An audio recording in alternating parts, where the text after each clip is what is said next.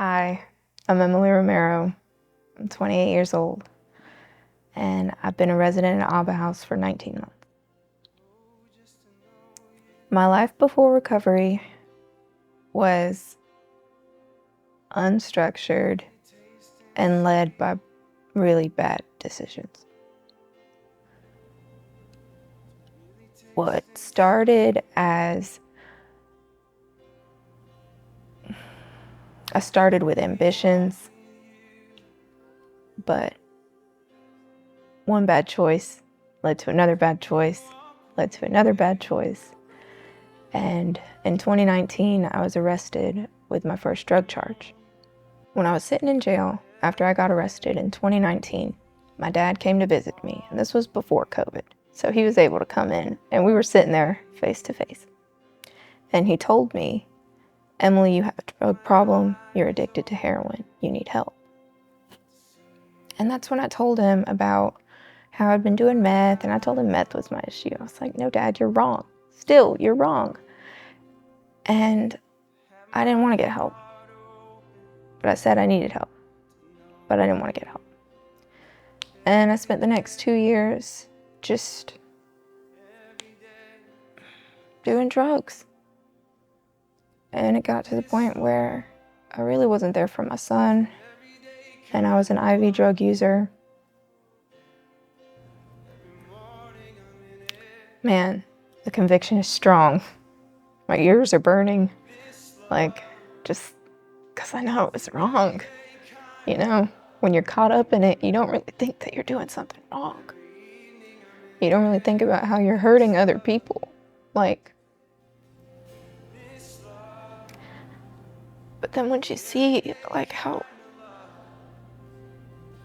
how some people aren't living like that, how some people live in a state of wanting to do good for other people, not just for themselves. And the way children get caught up in it too, it's like, well, I was that person. I was choosing drugs over my family. You don't really see the pain that you're causing your family when you're trying to be numb all the time. And you're only worried about yourself.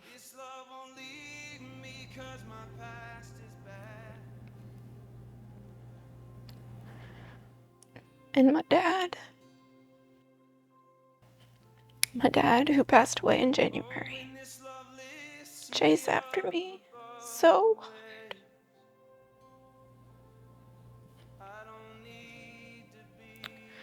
He tried so hard to get through to me while he was still alive.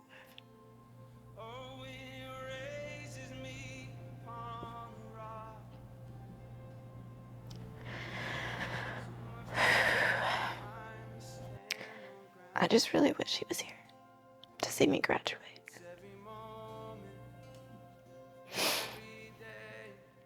If it wasn't for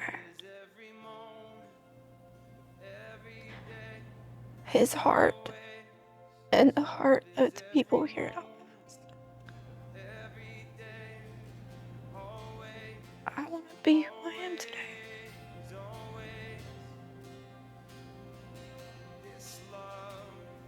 I wouldn't have the marriage that I have today. You know, I think first starting here, I didn't really know what I wanted.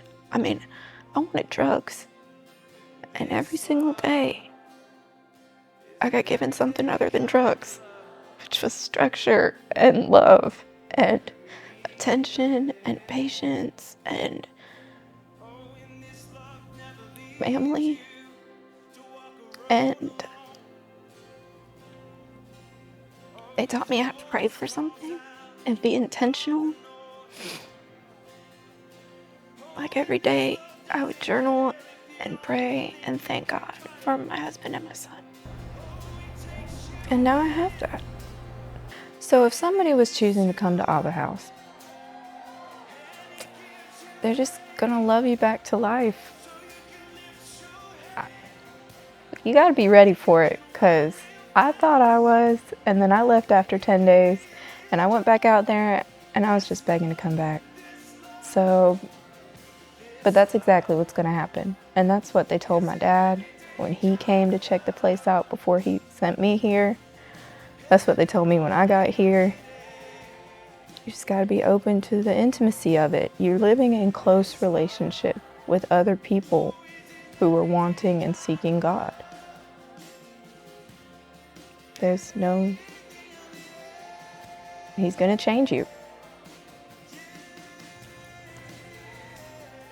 My relationship with Jesus since being in the program has grown into something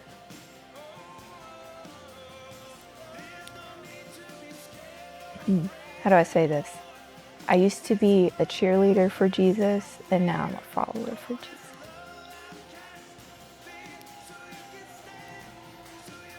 And it's a commitment, and it's an everyday thing. And it's a relationship. It's not just what I want, and it's also what Jesus has done for me and how it's affected me and how my life is since then. It's not the same. It's life change.